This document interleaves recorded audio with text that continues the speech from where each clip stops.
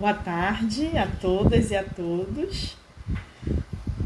Vamos dar um tempinho aqui para a galera começar a entrar pro nosso xirê, entrar na nossa roda. Acabei de perder minha caneta. Achei. Boa tarde. Boa tarde, Cristiano. Boa tarde, Dofanitinha Alice, Mutumbaxé. Mutumbaxé, Dofanitinho José. Boa tarde.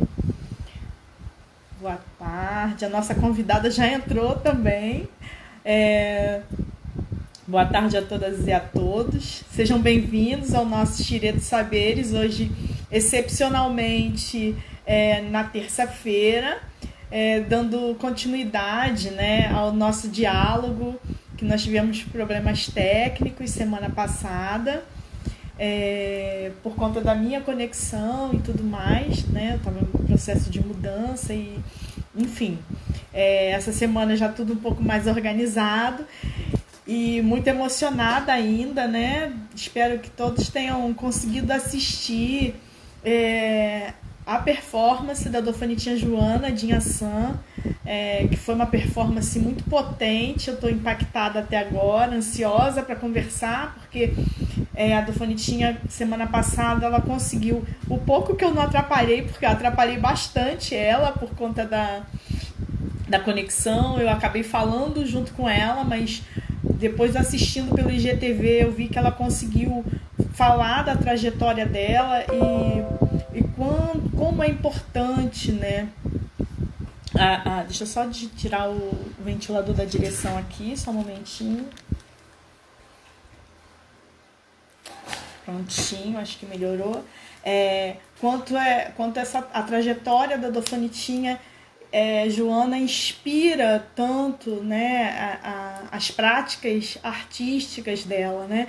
Então, uma mulher de axé, mãe, preta, né? Então, artista, produtora, e como isso influencia. Eu fiquei muito impactada com a própria performance também. Mutumbaxé, Mutumbababá, que está na live. Mutumbaxé a todas, filhos e não filhos da casa. A bênção para quem é de bênção, Mucuyu, Colofé, enfim. Então eu vou já começar a convidar, chamar aqui a Dofanitinha para a gente continuar a nossa passada. Dei uma olhada no IGTV depois, porque ficou bem curtinho, acho que são 15 minutos, porque tem 17, mas uma boa parte, 2 minutos, eu atrapalho bastante. Dofanitinha. Mutumbá babá, Mutumbá iá, Mutumbá a todos. Mutumbaxé. Então eu atrapalho um pouco, estou contando aqui, sua cabeça está cortada, viu? Tô me Essa cabeça ajeitando. está linda, isso, ajeita aí, está muito linda. Estou explicando enquanto você ajeita o que rolou semana passada. Então, a gente tem um vídeo de 17 minutos, mas 15 minutos, né, na verdade, de você falando da sua trajetória e das suas inspirações, né, para esse espetáculo. E aí o que eu não consegui atrapalhar ficou muito bom, né? A gente entendeu um pouco o que foi a construção desse espetáculo, né? E aí eu queria pegar da onde a gente parou um pouco, com o Mutumbaxé, a Bia Natália, agradecer a presença de todas e de todos e te ouvir um pouco mais, né? Para depois a gente entrar nas considerações, as considerações que as pessoas fizeram na sua performance, durante a sua performance e na sua fala, que eu anotei algumas aqui, e também eu anotei muita coisa. Eu fiquei muito impactada. Então, eu queria que você falasse um pouco mais das suas inspirações, né, para a construção, né, para a idealização e para colocar esse espetáculo em prática, né? Boa noite a todos. A gente está dando continuidade aqui, né? Que foi uma parte que fiquei com muita vontade de ter contado. Então, eu vou contar um pouco o que foi. Há 2 anos atrás, eu e a Iá, eu assistindo muito a Iá me assistindo muito, eu sempre vejo as lives que ela dá, as palestras que ela dava. A gente teve uma ideia, né, Iá, de fazer uma parceria. Sempre me senti muito inspirada com os textos teóricos que a IA traz. E ela sempre me manda e eu leio. E sempre fiquei com muita vontade de que aquilo reverberasse artisticamente em mim. Então a gente tinha essa ideia, né? De juntar. A gente não sabia muito bem como. E o Dofonitinho, meu marido, ele é diretor técnico de tudo que a gente trabalha. E ele sempre falando pra gente assim, vamos fazer agora? Festa de Iemanjá, vamos fazer? E eu e a Yá assim, ai, a gente não tá pronta, a gente não sabe como vai ser. Enfim, 2 anos se passaram com muitas tentativas e aí a gente entrou nesse período de confinamento, né? Quando eu entrei nesse período, eu acredito que isso que tem acontecido com muitos artistas, deu uma angústia muito grande de quando eu vou poder produzir de novo. Para nós artistas, assim, produzir, estar no palco, escrever, ensaiar, isso é essencial para a vida, assim, é respiração. Então, a gente se fica preso em casa, em um mês eu já estava, assim, em pânico. E aí eu comecei a pegar os meus cadernos, comecei a ler também bastante, né? A gente teve tempo de ler, aí comecei a ler os textos que a Yá me mandava e comecei a olhar os meus cadernos. E comecei a ler tudo que eu escrevi em momentos de angústia, né? Então, sempre que eu estava com alguma angústia, eu ia lá e escrevia. Então, tudo que tem ali no espetáculo, na performance, é o resultado de algum processo de cura que eu tive, de alguma angústia que eu passei, me curei de alguma forma e signifiquei aquilo ali, mas eram escritos pessoais que eu nunca imaginei colocar no palco. Então, quando eu me vi ali naquela coisa da quarentena, eu comecei a ler, comecei a pensar, eu acho que isso conversa com alguns textos que eu e a Yá, estamos lendo juntas, né? E a Yorunke me tocou muito quando ela fala dessa questão da mulher, da Iá, da matripotência, do papel das mães na sociedade iorubá, que é a filosofia que a gente vive, né? Dentro de um terreiro. Então eu comecei a ver como tudo que eu escrevia estava embebido daquilo, estava navegando naquela lógica que não é a lógica ocidental que a gente circula no mundo normal, mas é a lógica que a gente circula dentro do terreiro. E aí eu falei, eu acho que tem um caminho aí. Então eu ganhei um edital, eu escrevi junto com a Iá um edital para a Secretaria de Economia Criativa do Rio. E aí isso foi só, como a gente gosta de falar, a gente fala cachorro, né? A gente fala que tem que ter um cachorro correndo atrás da gente para a gente chegar lá, senão a gente vai postergando. Então a gente brincava que esse foi o cachorro, porque a gente ganhando o edital, a gente tinha uma data. E aí começou o processo de criação mesmo. Já partindo disso, né? Alguns textos teóricos e as minhas escrevivências. Então foi esse o começo. E eu acho que é importante a gente falar da Oyeyumi Oyeronke, que é uma autora nigeriana, né? É ali da região dos Yorubás, né? Porque a Nigéria também tem outras civilizações, e ela chama atenção para essa força do feminino, do sagrado feminino, né? E ela chama atenção também, começa a apresentar para a gente o que ela chama de... Algumas pessoas traduzem como pensamento oxúnico, outros chamam de oxunismo, né? Enfim, tem várias... E a gente está ansioso aí porque o professor Anderson está para lançar esse livro que trata da matripotência traduzido, né? A gente está nessa ansiedade aí para estar pegando esse livro em mãos, traduzido já. Mas eu fico pensando também de como essa afrodiáspora, né, dentro dos terreiros, que a gente pensa nessa matripotência, nesse exercício de maternagem. E aí a gente vê isso o tempo todo no teu texto, né? Esse exercício de maternagem. Mesmo que a gente saiba que esse exercício de maternagem para a gente nos terreiros, ele independe se você teve...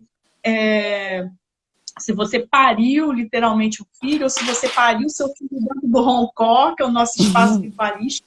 Então isso aí vai variar, pode ser, né, não vai depender do gênero que está ali, mas é importante ressaltar a questão dessa maternagem que você traz e as preocupações que o exercício dessa maternagem traz, né? E a força desse sagrado feminino que está em nós. né? Então, tem um trecho que eu queria que você falasse um pouco, que você fala, né? Nunca derrotadas, né? Que tá sempre, é como se a gente está sempre na luta, sempre na resistência, mas nunca derrotadas, né? Então, isso é de uma força, né? E de uma riqueza muito grande. Queria que você falasse, enquanto não voltam algumas questões, que você falasse um pouquinho, que as pessoas se identificaram, principalmente as mulheres, né? Se identificaram muito com essa performance, com o texto apresentado na tua performance, né? Então, eu destaquei alguns trechos aí,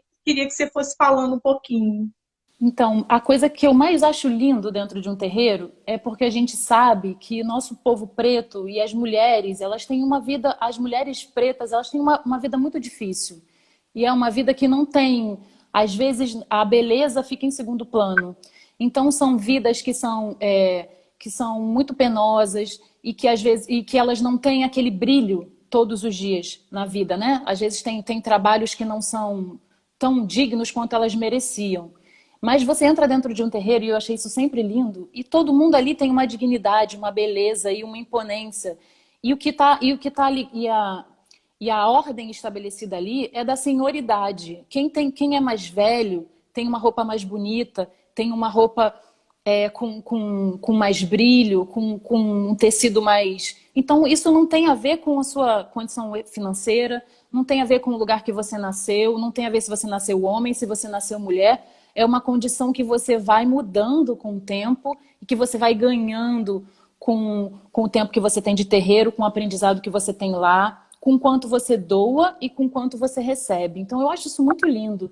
Você entrar ali e você ver que todo mundo partiu do mesmo lugar, todo mundo foi Iaô, e todo mundo um dia vai chegar a ser Bome e vai ter seu cargo ou não. Então, isso é muito bonito, a dignidade, porque para nós mulheres negras, assim, todos os dias tem uma luta. Às vezes é com a nossa própria cabeça, assim. Então, em alguns textos que eu passo ali, eu escrevi em momentos assim que eu tava no auge de estar achando que eu conseguia alguma coisa muito incrível e ter perdido aquilo. E ter perdido, na maioria das vezes, por alguém que tinha muito mais oportunidades do que eu, só por causa disso. Então, quando eu falei na minha outra live que eu não acredito que eu tenha virado outra pessoa depois da minha feitura, da minha iniciação. Eu acredito sim que eu tenha virado, que eu tenha conseguido me tornar quem eu sou, é porque eu comecei a ter confiança em quem eu era. Eu comecei a ver exemplos de mulheres como a senhora, a gente, fora do terreiro, a gente só vê a luta, sabe? É difícil a gente ver o lugar onde aquela luta tá no brilho, tá no lado, o lado iluminado da lua, né? A gente fica vendo as pessoas na rua, as mulheres, você vê no rosto delas o cansaço, a batalha. Então são esses exemplos, né? Você anda na rua e as mulheres negras, as mulheres estão sempre naquele sofrimento, e você vê homens brancos engravatados indo de terno para algum lugar e as mulheres. Então é difícil. Então é muito bonito você entrar no terreiro e ver todas as pessoas lindas, com brincos e torsos, e ver aquela beleza, assim. Então, ali a gente não está derrotado, ali é o lugar onde a gente venceu, e a gente vence todo dia que a gente está ali, porque é uma luta, né? A gente tem que esconder eu tenho o privilégio de morar numa cidade que eu ainda não senti necessidade de ter que esconder nenhuma IAN, nenhuma guia, e poder me andar na rua de boa quando eu estava com o meu quelé e abrir a porta, não precisava me esconder. Mas eu sei que tem muitos irmãos que têm que esconder isso. E isso é uma luta diária. Você tem uma fé que você tem que esconder, você tem uma condição financeira e social que você tem que... Para comer, você tem que lutar. Então, é uma luta, sim. A gente precisa lutar todos os dias, acordar, se dar aquela força, mas é dentro dessa cultura que a gente vive, onde a gente é vencedora, sabe? É sobre isso mesmo. E aí vai dialogando com toda a sua trajetória de trabalho também, né? Que eu achei que casou, né? Foi como se fosse um encontro, né? Não sei se eu estou falando alguma bobagem, né? É Mas verdade, parece que sim. foi um encontro, né? De toda a sua trajetória, e aí uma tomada de consciência, me parece isso, né?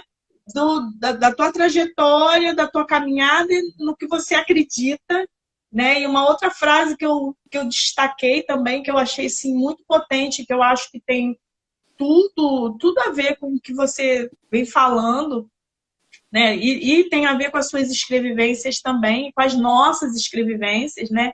Que não são escrevivências fáceis, né? Eu lembro que para escrever o memorial, a introdução da minha dissertação, eu fiz como se fosse um memorial. E aí eu conto a história da minha avó. E eu lembro que eu chorei muito para escrever esse trecho da pesquisa, né? E aí tem aquela coisa que a academia diz para a gente, que não pode, a gente não pode estar implicada, mentira, né? A gente faz questão de dizer nós somos totalmente implicadas.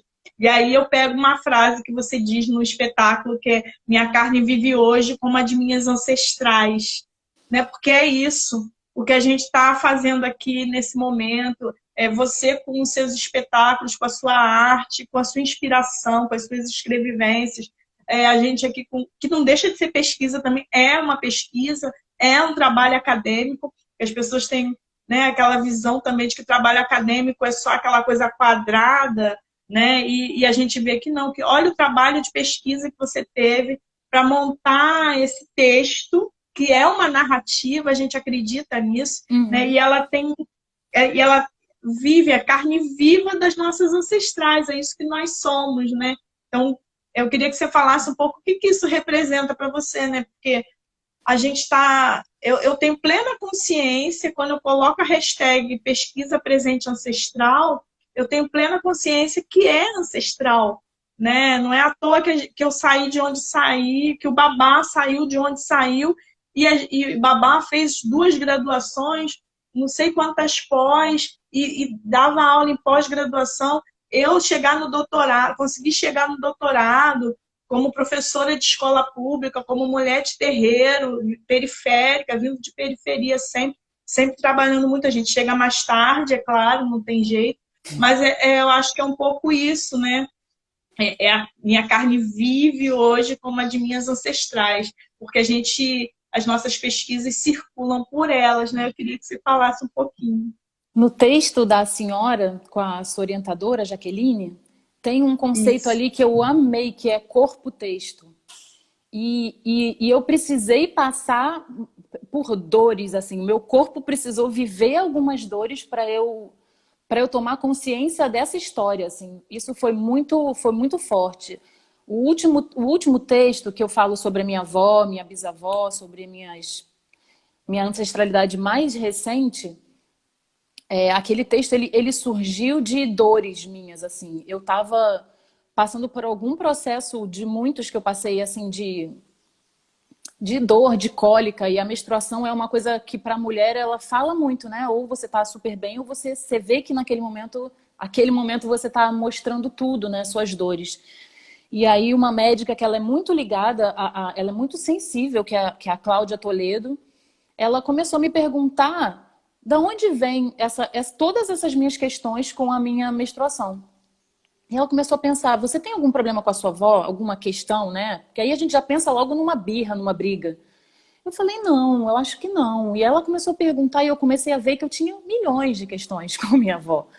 Então é o que eu conto ali, assim, a situação da minha família paterna, porque ela achou que isso geralmente vem da família materna, mas no meu caso veio da família paterna, da ancestralidade, da onde veio minha bisavó, da minha avó, que era índia, que veio para a cidade, em mil condições, aquilo sempre mexeu comigo. E eu nunca considerei que isso fosse minha história, como se antes de eu começar a pensar como uma pessoa, pensar na minha ancestralidade, pensar na minha fé, a gente tem a tendência ocidental a considerar que a nossa história é a nossa história a partir do momento que a gente nasceu. E não, nunca, não tem como. Uhum.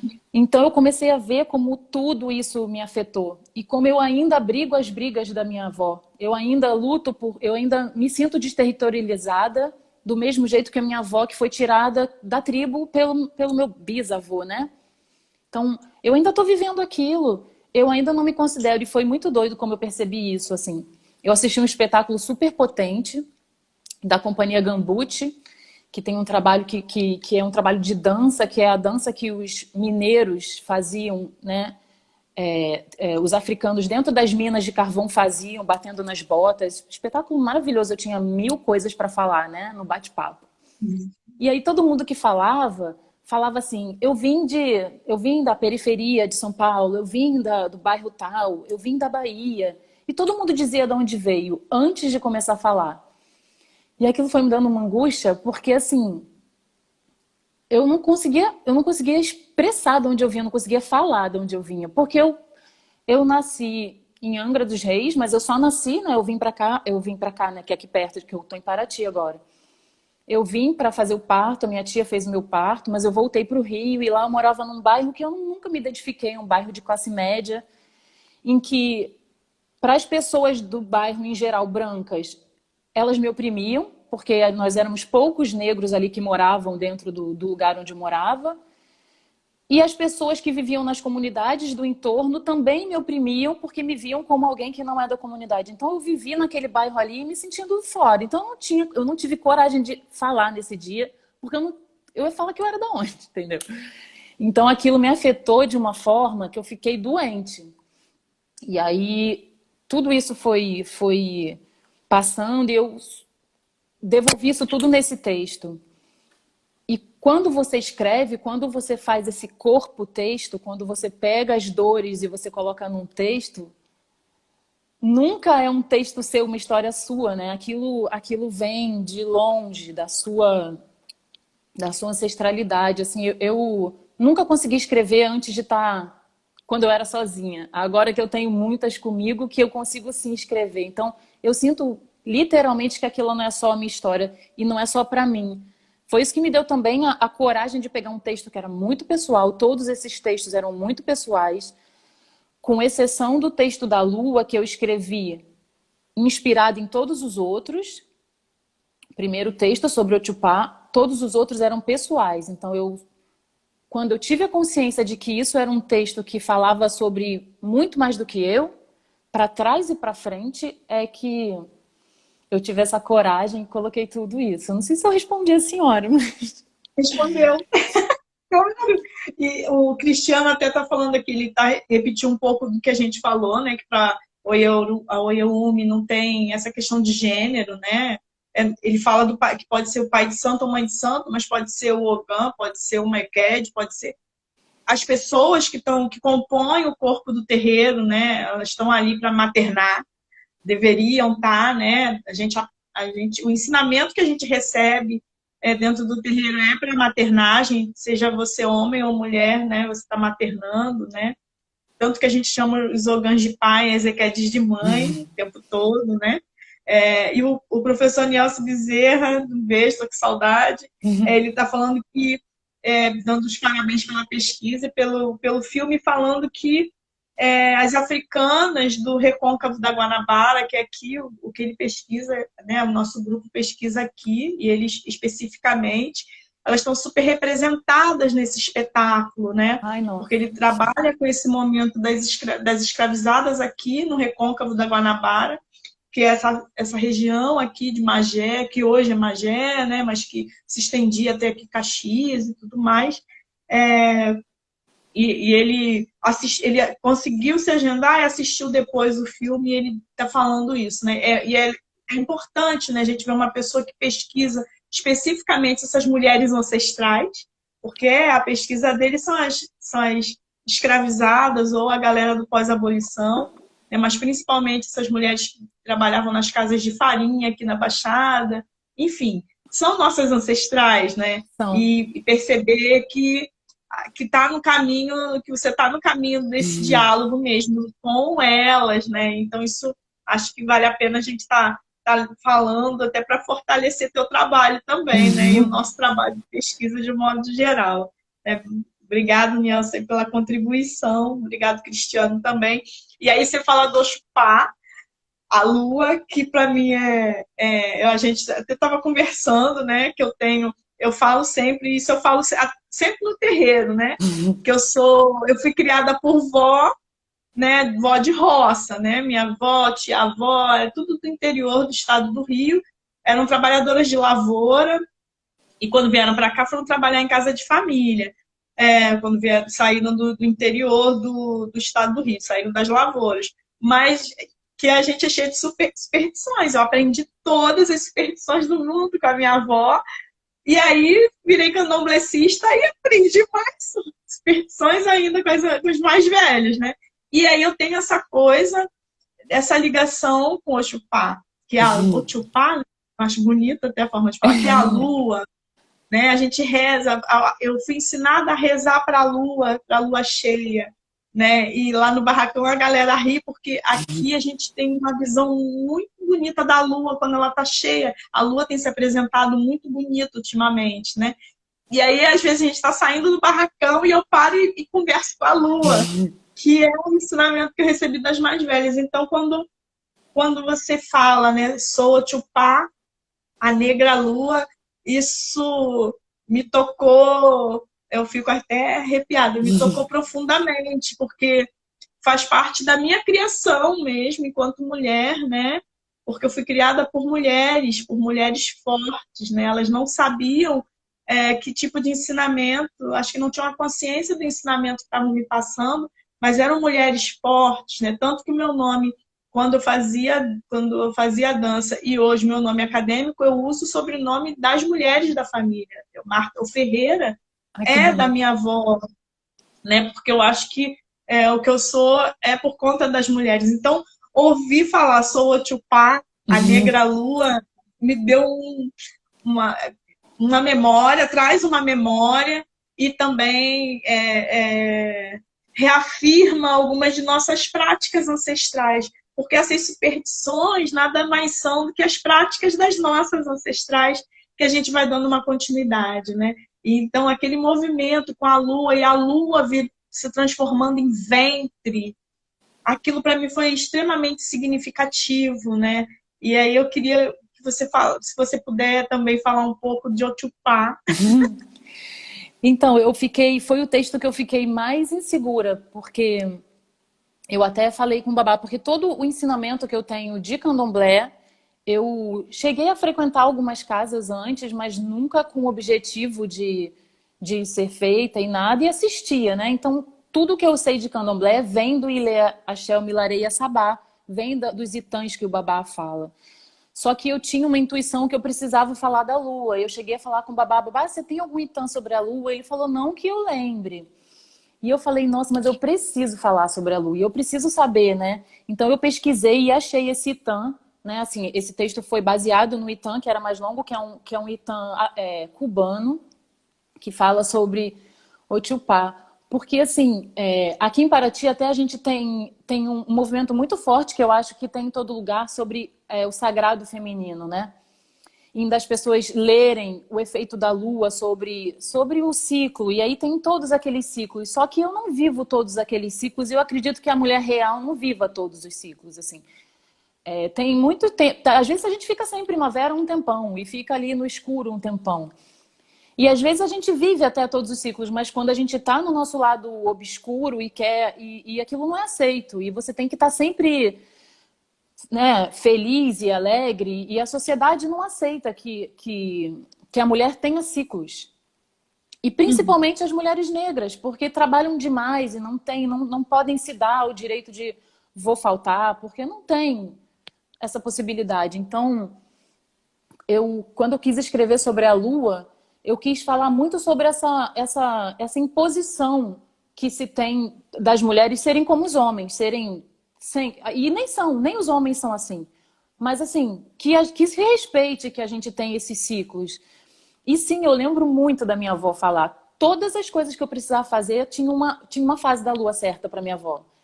Então, sim, cortar o cabelo. Até cortar cabelo, né? Isso, tirar piolho e o dente fica mole. E deu dor de barriga, deixa eu ver qual é a lua para escolher qual é a folha. Então, é um saber ancestral, né? Com certeza. E quando eu estava criando o texto, eu acho incrível e é uma coisa que eu sempre amei que o babá fala, assim. Ele fala, quando a gente sente um arrepio, quando a gente tem uma intuição, quando a gente chora sem saber por quê, são os ancestrais que estão levando aquele conhecimento de alguma forma, né? Então, nesse tempo que eu estou construindo esse texto, como coisas chegaram até mim, sabe? Textos, pessoas. E aí eu vi a Leandra, que eu não estou lembrando o sobrenome dela, mas ela fez uma live, a Yá me mostrou, eu mandei para a Yá e a Yá me mandou, assim, ela fez uma live sobre Otupá. e sobre a influência da lua, e ela é uma mulher de terreiro, e ela falando como também a leitura da lua e a questão da astronomia, astrologia, também é ancestral, também tem a ver com a África.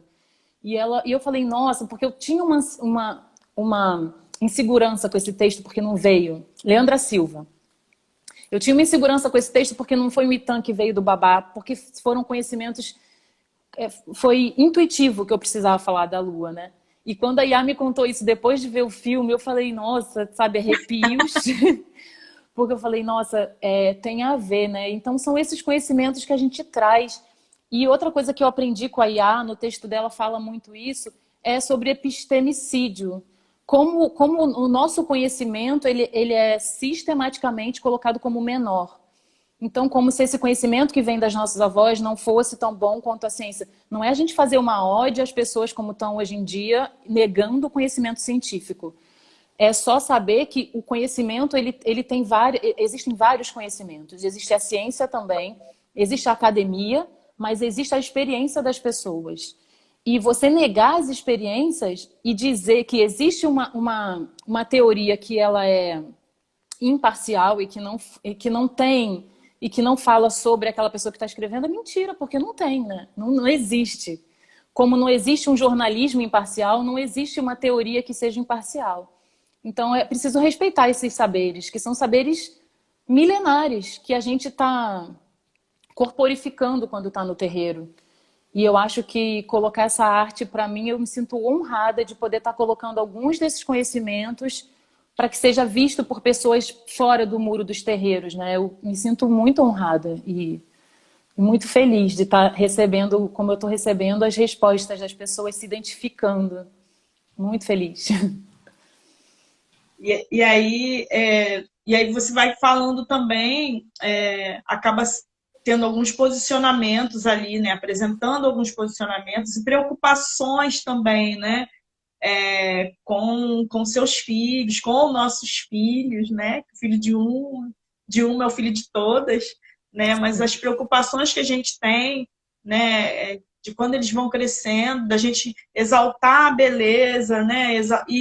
E aí isso passa também pelo racismo religioso, né? Que é uma questão cara para mim, né? De como as crianças são felizes dentro do axé e quando vão para as escolas ou vão para outros espaços acabam sofrendo com isso, né? E aí eu não anotei essa parte, mas tem uma parte do texto que se chama muito atenção para isso, que você ensina seus filhos que a pele é linda, que eles são lindos, mas não pode correr. É uma parte forte e dura do espetáculo, mas necessária, né? Muito necessária para a gente estar sempre fazendo essa reflexão, né? E eu tenho achado muito interessante, assim, porque por conta das conversas que a gente vai tendo com os filhos de santo na casa, às vezes fora, enfim, as pessoas vão percebendo esses que parecem detalhes, que parece que são sutilezas, mas que são sutilezas violentas, né? E a gente vê como as pessoas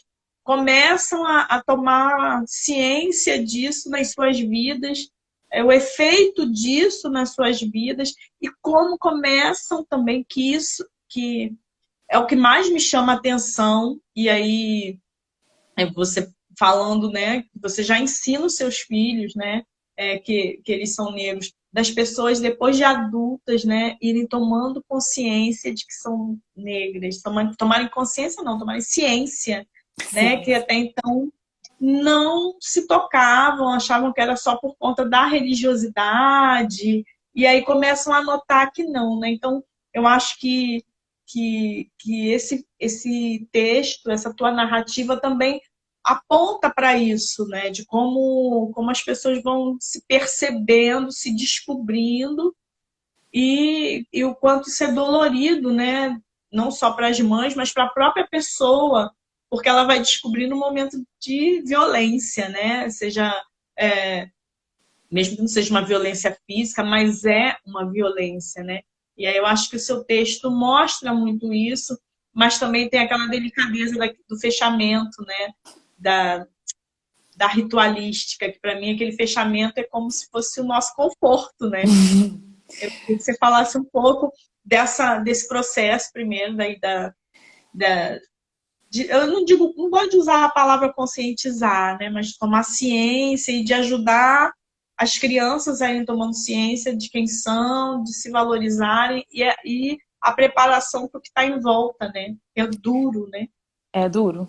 Eu criei esse texto e quando eu passei o filme para meus filhos, eu não mostrei esse trecho.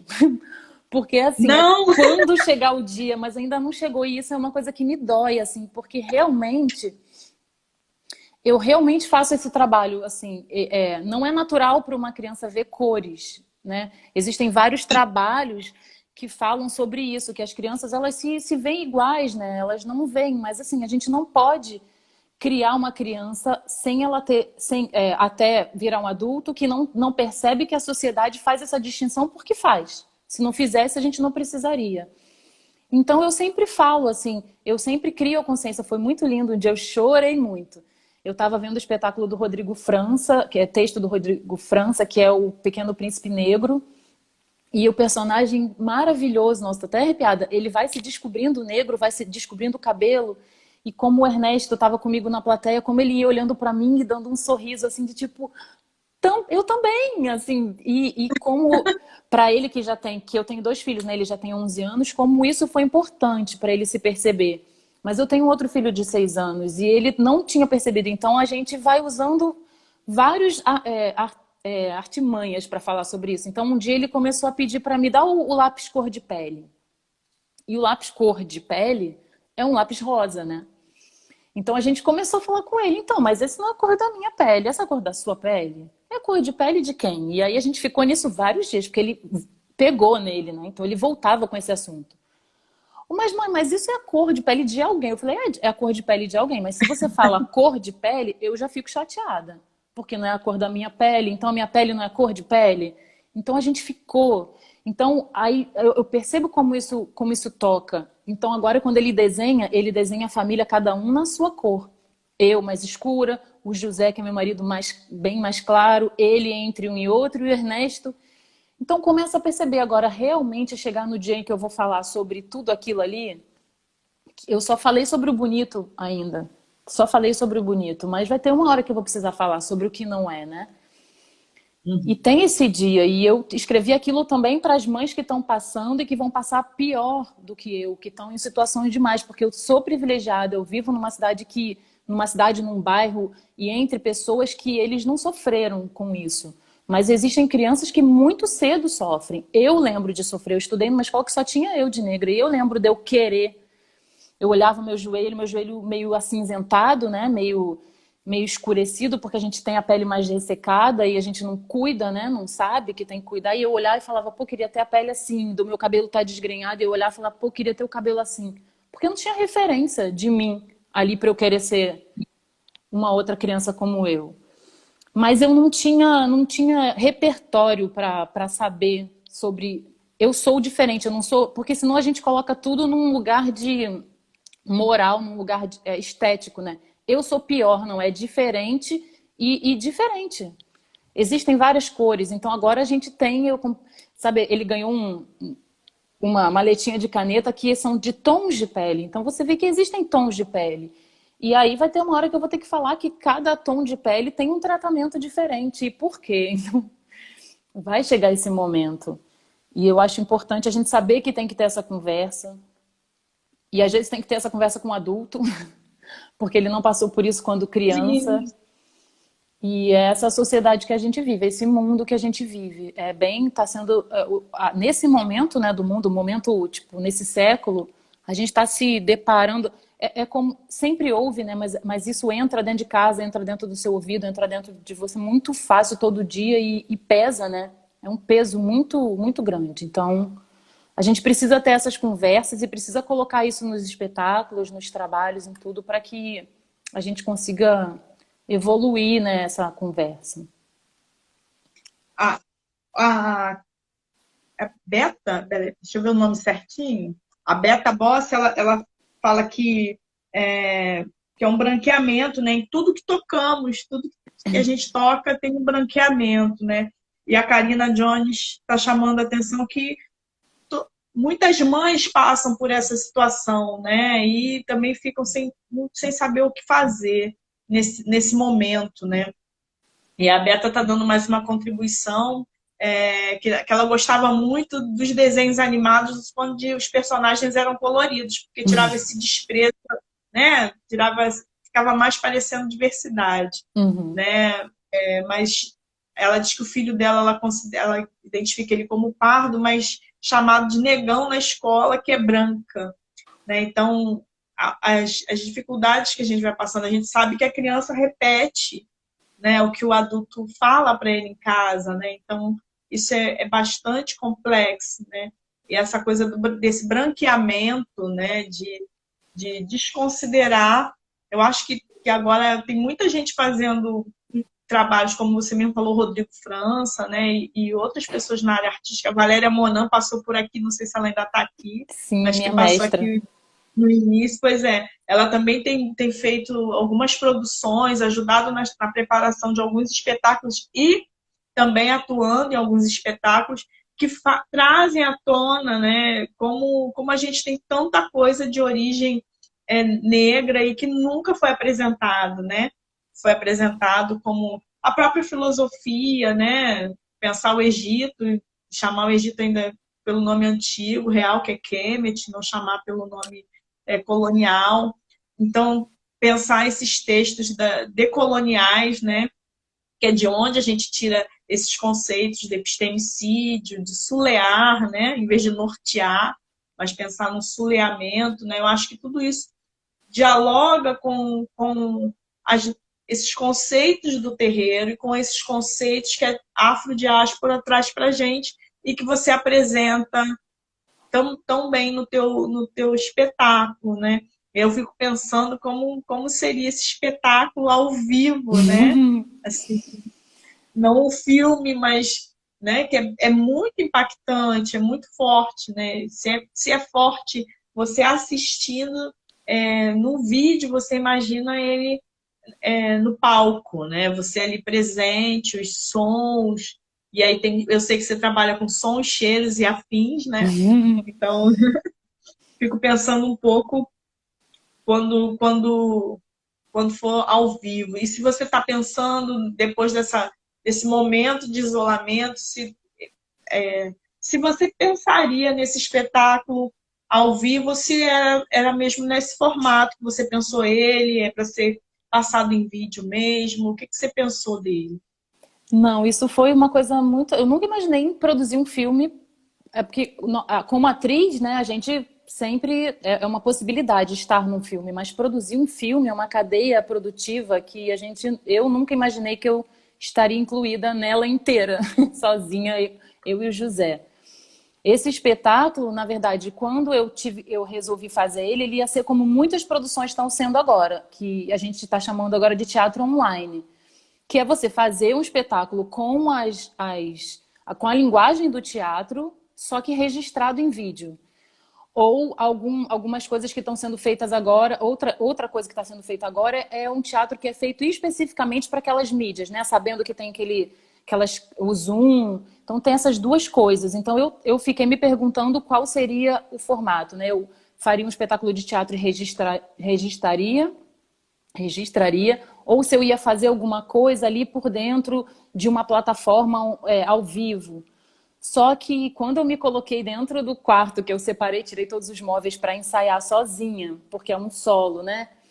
E eu comecei a ver que não tinha público ali, foi uma coisa muito assustadora para mim, porque é óbvio que você ensaia sem público, mas você supõe que ele esteja ali. Então você já supõe que você tem vários pontos, vários olhos que você vai olhar. Então quando eu pensei que só teria um ponto, não teria sentido eu falar para cá e falar para cá, eu comecei a surtar realmente. Então foi um momento assim criativo. Todo ator, quando está criando, é um momento de caos, né? Não tem como não ser. Sempre é. Aquele momento que você fala, por que eu resolvi fazer isso?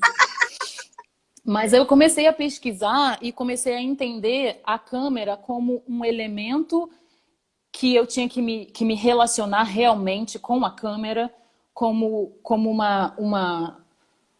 uma mídia, né? Não no sentido de mídia social, no sentido de um meio para eu chegar a alguém. E um meio que transforma. Então, o filme, né, que agora que é um filme, ele virou o resultado de uma relação de uma atriz com uma câmera.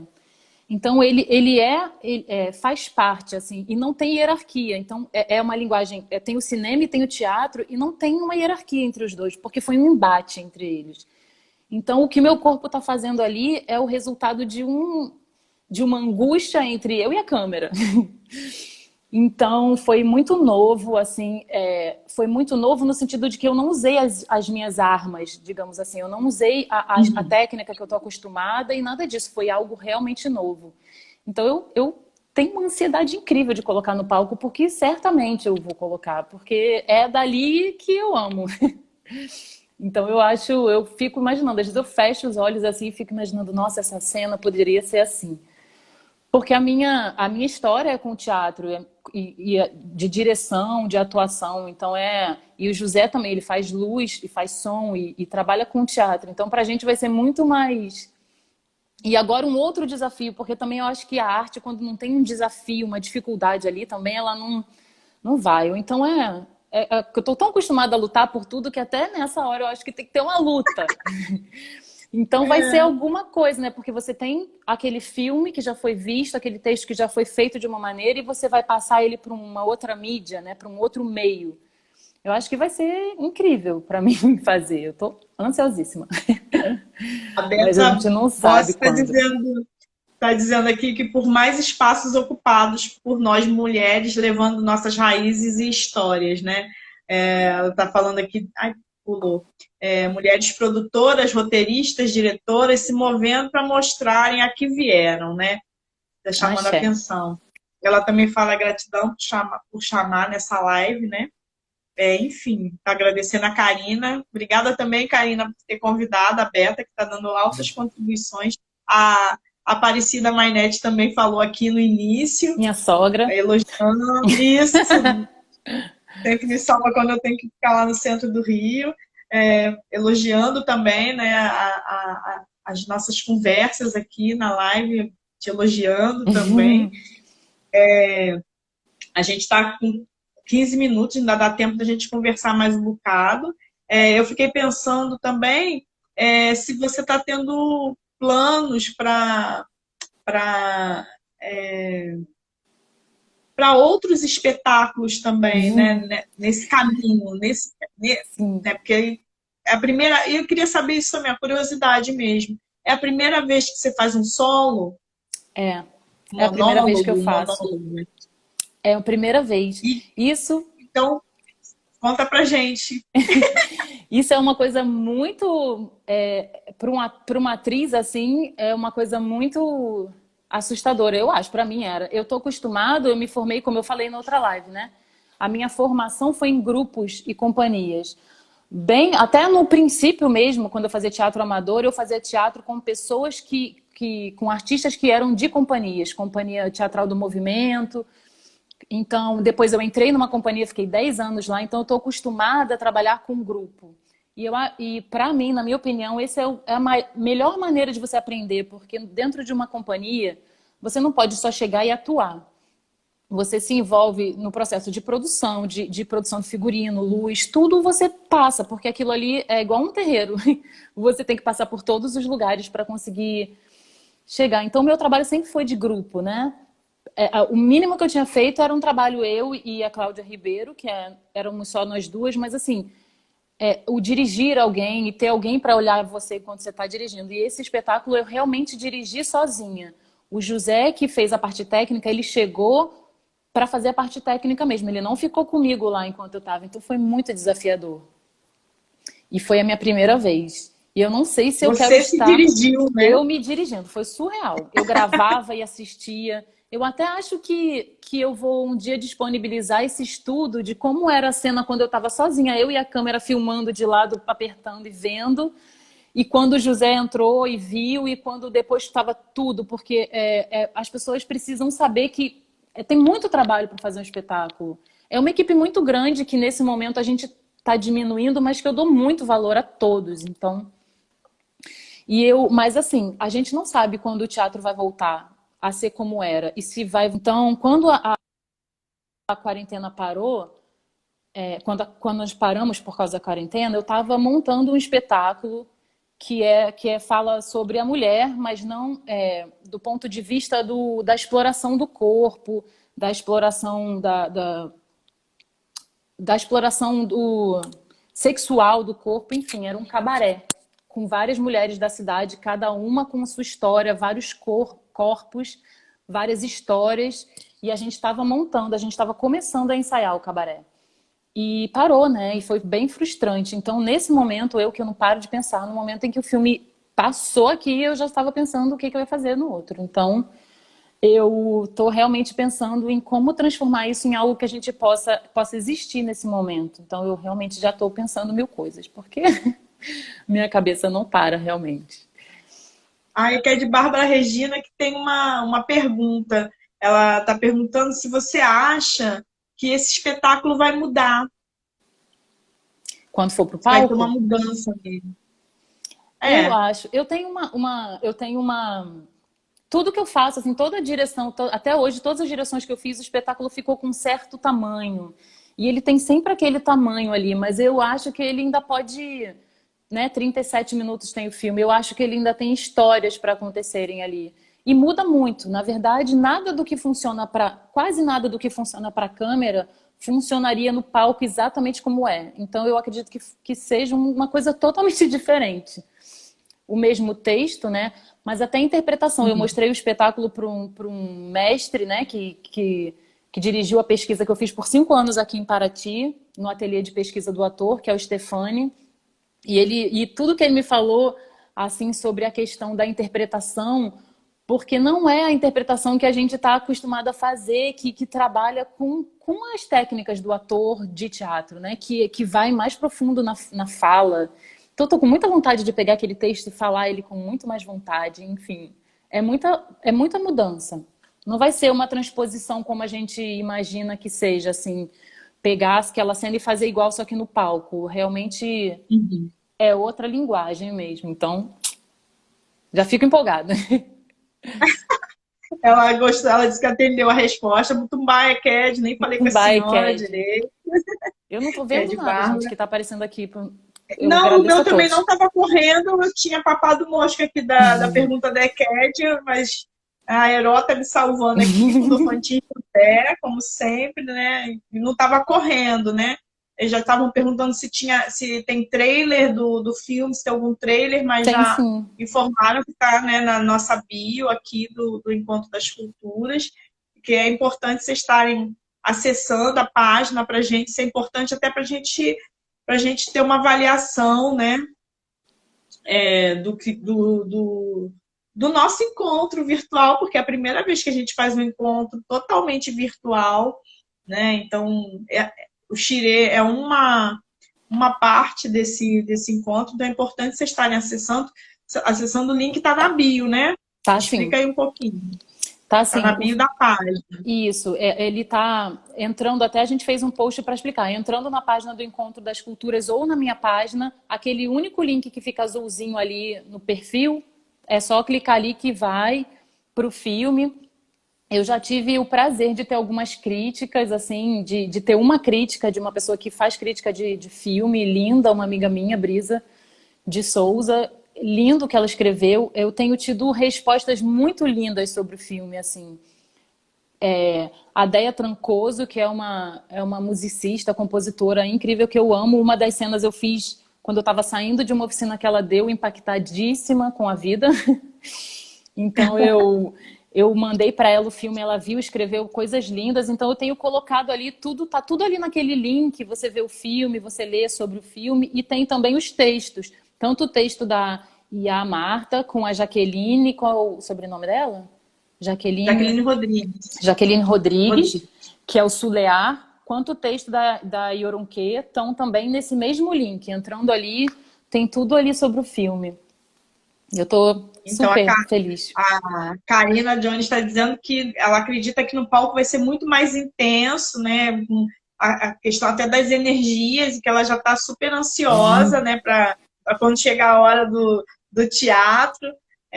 A Beta agradecendo aqui, né? O Marcelo também falando, Marcelo Odione, ansioso para ver no teatro. e a Beta falando, agradecendo por ter encontrado a página, né? Eu acho que a gente está com 5 minutinhos. Eu vou encerrar e reiniciar, porque para ver se alguém mais tem alguma pergunta, né? E eu ainda tenho alguns pontos para gente estar conversando. A gente pode iniciar uma Sim. nova? Porque tem sim. 5 minutinhos, que aí a galera também que quiser ir falando e perguntando, pode continuar. E eu faço algumas colocações aqui também. Então, vou encerrar essa, abrir a próxima e a gente continua conversando mais um bocadinho, tá bom? Tá bom. Até daqui a pouco. Gente, volta com a gente aqui já, tá? Tô encerrando aqui pra gente começar a outra.